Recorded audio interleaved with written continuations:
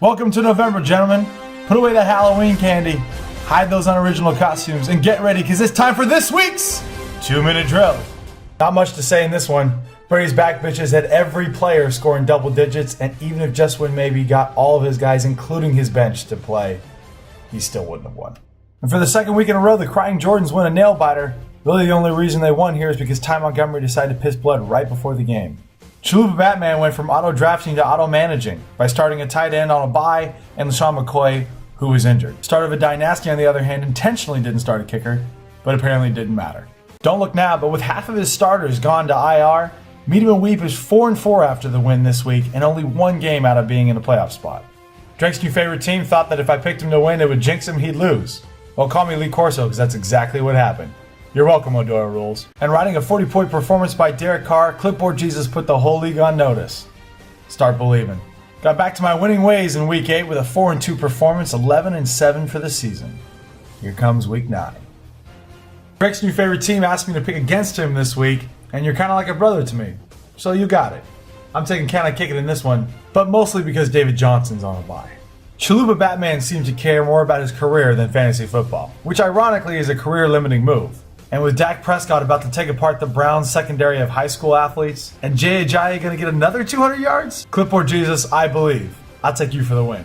Last week I said I wouldn't pick Hernandez Hitmen to win until they broke their losing streak. But with 80% of Medium and Weep's team facing either the Jets, Vikings, or Seahawks defense, I'm going to have to eat some crow and take Hernandez Hitmen this week. Nobody's looking forward more to next year's draft than Dean here.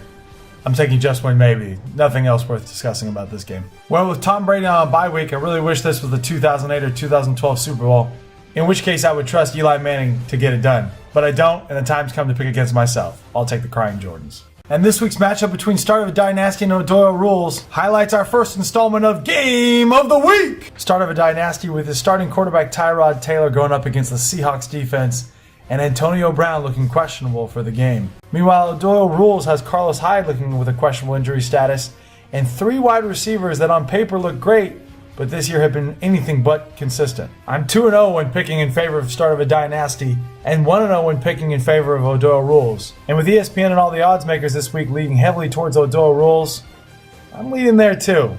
But you know what?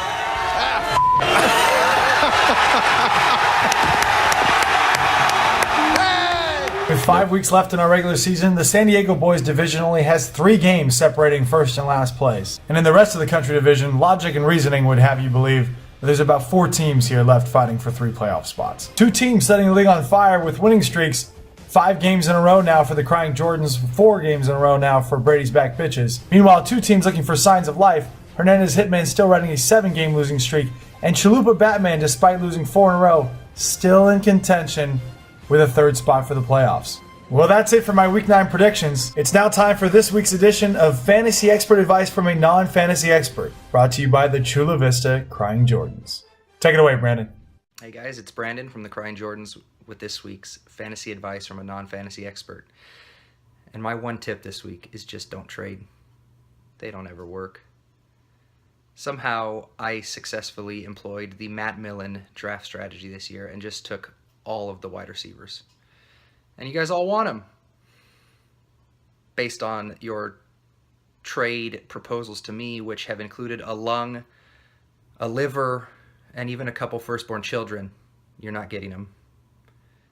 And now I'm stuck with a basket of deplorables at running back, but I'm going to try to make that work and probably come to a horrible tire fire of a team at the end of the year. But with that said, trades are still bad. Just a couple blockbusters in the league this year. There was the Adrian Peterson for OBJ and Eric Decker or something involving them, and guess what? They're all hurt. All of them. Taylor has somehow swindled you guys into unloading 18 of his injured players to other teams, and I don't get it.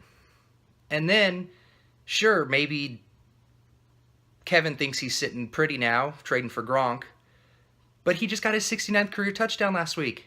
He's never scoring again. He's taking knees at the 1-yard line now. He's taking 69 touchdowns to the grave. Bad trade. They're all bad. Don't do it. Don't ever trade. Stick with your team. You drafted him for a reason. Peace. See you next week with someone else. Good luck the rest of the way, unless you're playing me.